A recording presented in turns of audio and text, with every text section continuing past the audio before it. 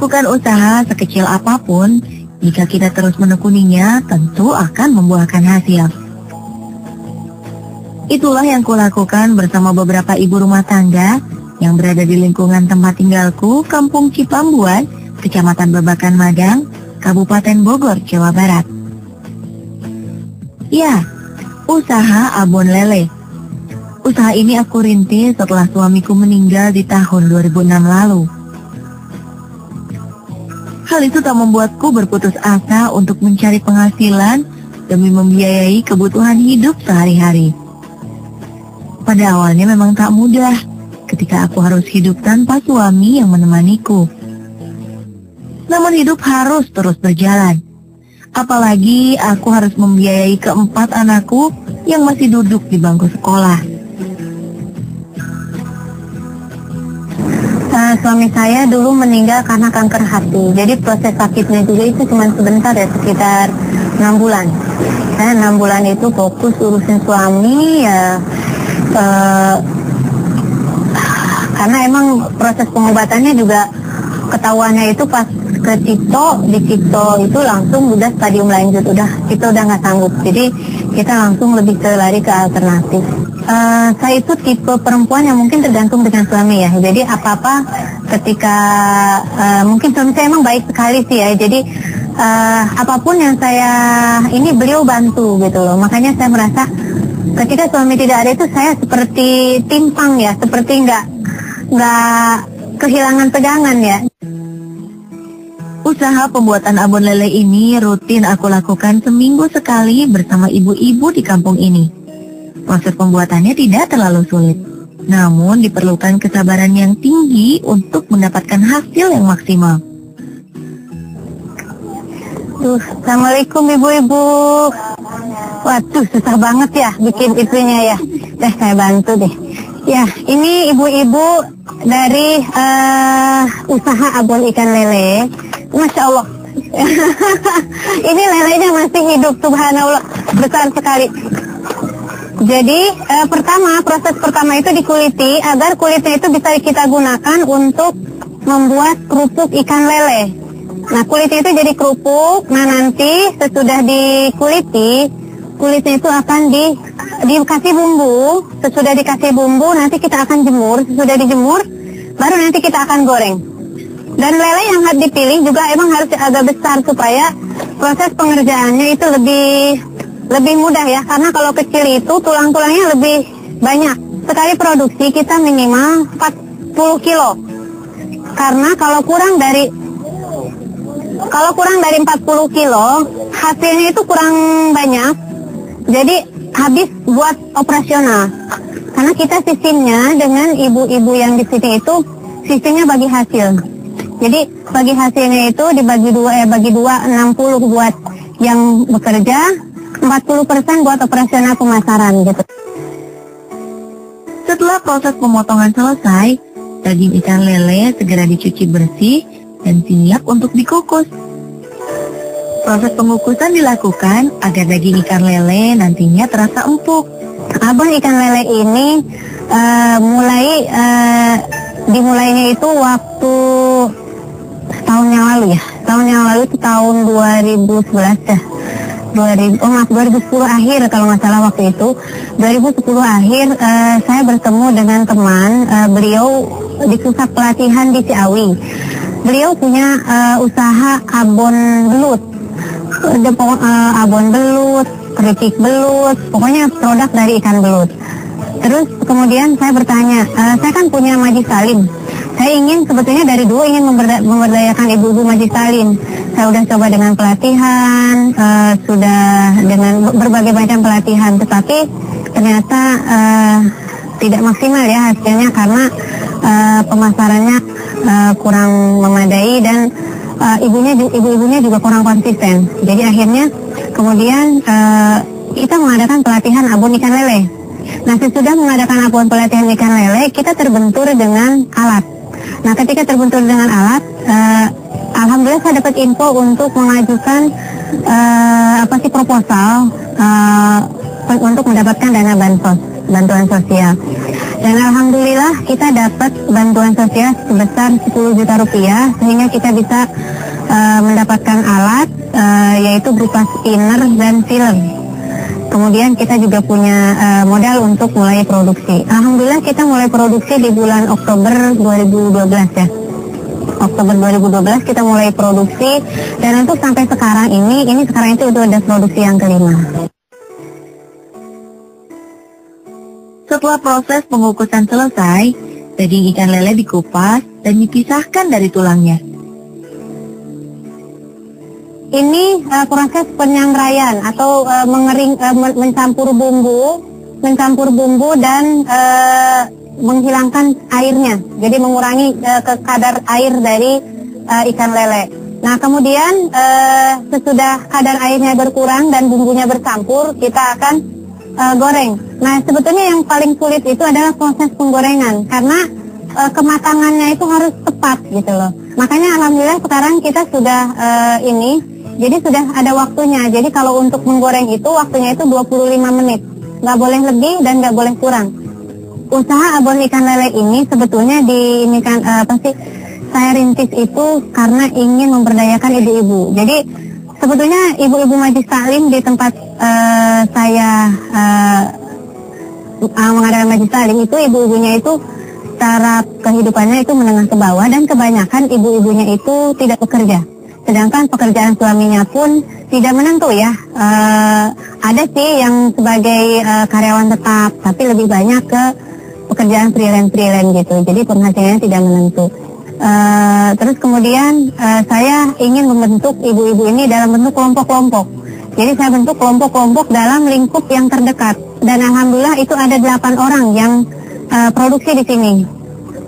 Itu rumahnya berdekatan. Nah nanti rencana ke depannya mudah-mudahan kalau memang pemasarannya sudah lebih baik, saya ingin membentuk kelompok-kelompok di lingkup anggota Majlis Taklim di lingkup-lingkup lain gitu loh.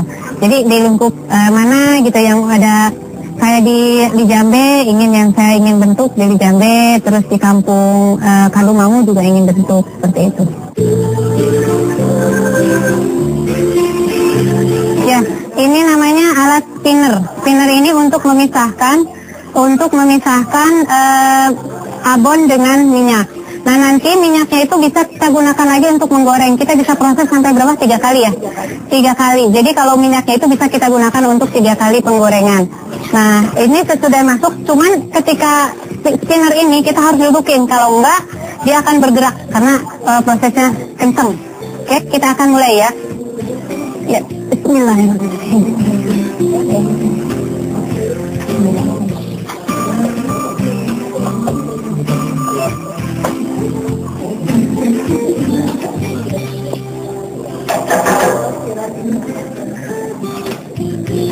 Oke deh, bismillah.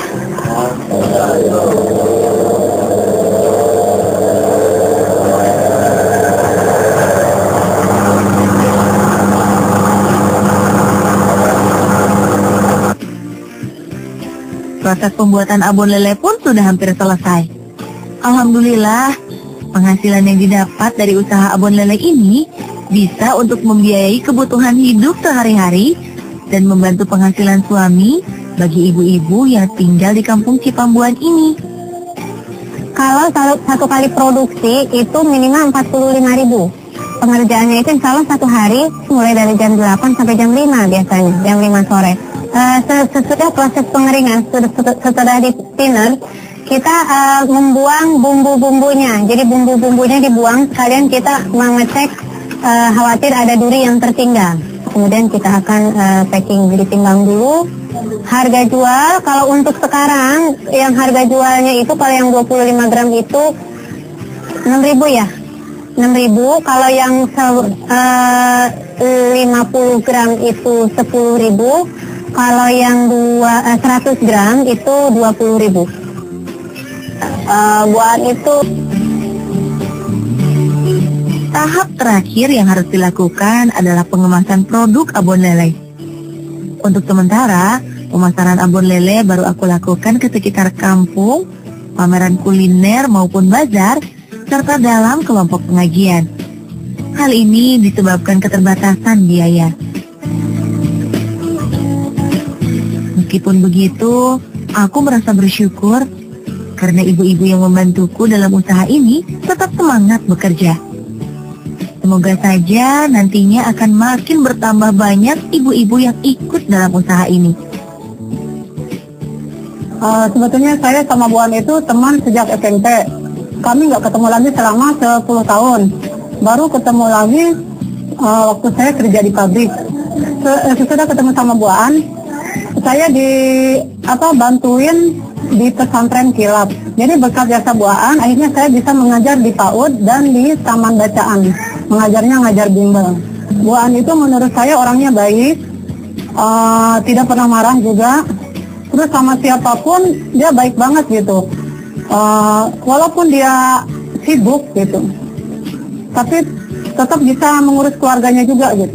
Kayak kegiatan Abon Lele ini juga kan banyak membantu ibu-ibu untuk meningkatkan taraf hidup ibu-ibu gitu. Jadi punya penghasilan sendiri ibu-ibunya itu. Selain daging ikan lele, kulit ikan lele pun bisa digunakan menjadi kerupuk ikan lele. Dalam hal ini juga diperlukan usaha dan pemikiran yang inovatif agar selalu bisa mendapatkan hasil yang terbaik pula. Setelah proses penggorengan selesai, kerupuk yang terbuat dari kulit ikan lele ini siap untuk dikemas dan dipasarkan.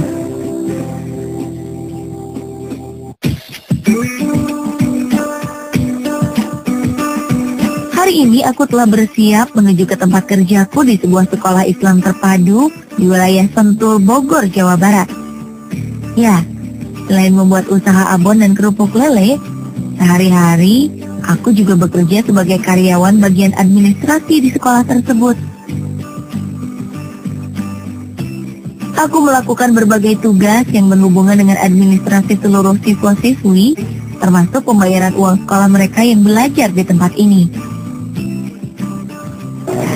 Ini saya punya abon ikan lele lagi lagi coba-coba usaha bikin abon ikan lele sama teman-teman ibu-ibu. Mungkin mau pada lihat ya, coba nih dilihat dulu. Ini rasanya insya Allah enak kok. Rasanya ini rasa pedas. Pak Ferry, ada Pak Arjun. Pak Arjun mah nggak kalebet. Aduh, mangga Pak Arjun, aduh punten. Mangga tarik Pak Arjun. Iya, aduh. Iya, mangga. Nih, kalau resan Pak Arjun. Nah ini, saya usaha abon ikan lele. Nah, mungkin Pak Arjun coba dilihat-lihat. Mangga, nih, gimana? Mau nggak? Berapa? Ini harganya 5.000. Kalau yang ini harganya 10.000 kalau yang besar. Nah, ini yang 5.000. Mau coba? Ya udah. Nanti dicoba ya. Nanti biar di rumah. Waduh, uangnya besar sekali. Ya udah, nanti kembaliannya ya. Bu An itu wanita yang tangguh ya. Meskipun dengan peninggal suaminya, beliau tetap berusaha membesarkan anak-anaknya. Terus juga beliau tetap bekerja dengan baik di sini. Walaupun keadaannya sangat sulit, tapi beliau sangat struggle ya. Dia bisa menyelesaikan semua pekerjaannya dengan baik. Dia juga sangat care sama anak-anak di sini. Bahkan terkadang beliau membantu kita ketika guru tidak masuk. Beliau juga memegang kegiatan mentoring untuk anak-anak putri di sekolah kami. Dan beliau juga sangat memiliki insting yang luar biasa untuk bisnis, terutama ya untuk peluang-peluang yang ada di sekolah maupun di luar. Alhamdulillah ya Tuhan, hari ini aku dapat bekerja dengan penuh sukacita. Pekerjaanku telah selesai. Bahkan hari ini aku juga mendapatkan penghasilan tambahan dari penjualan abon lele melalui beberapa rekan kerjaku. Terima kasih untuk segala nikmat-Mu Tuhan.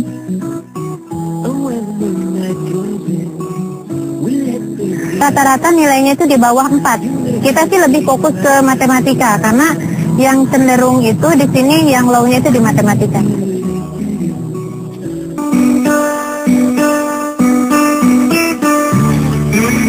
sela-sela hari libur, aku menyempatkan diri menjadi seorang pengajar bagi beberapa anak yatim piatu dan juga anak-anak yang tinggal di kampung Cipambuan ini. Sebetulnya di awalnya santunan anak yatim itu kita berikan secara berkala setiap 1 bulan sekali, hanya diberikan saja. Kita hanya memberikan semacam kayak tunjangan, udah gitu kita berikan. Terus pada hari Minggu itu pernah ada kita membuat acara lomba mengerjakan soal.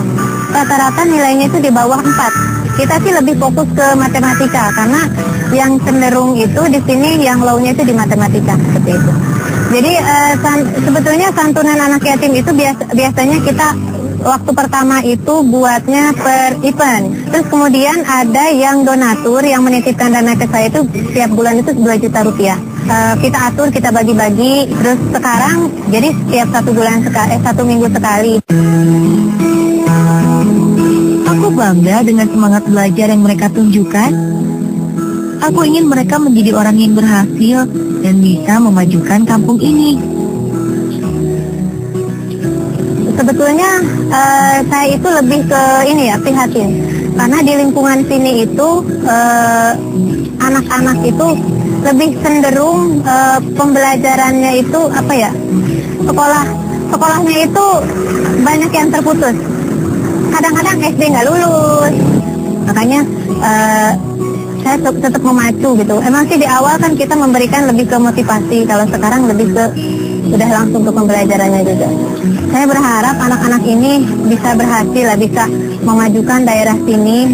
Terus terang taraf ekonomi di sini itu, terutama di desa ini itu masih di bawah standar. Kalaupun mereka bekerja paling buruh pabrik, kemungkinan untuk berkembangnya itu agak sulit gitu. Jangan pernah putus asa dan teruslah mencoba apapun yang bisa kita lakukan bagi orang-orang yang berada di lingkungan sekitar. Semoga saja nasib mereka yang tinggal di kampung Cipambuan ini suatu saat bisa berubah menjadi lebih baik.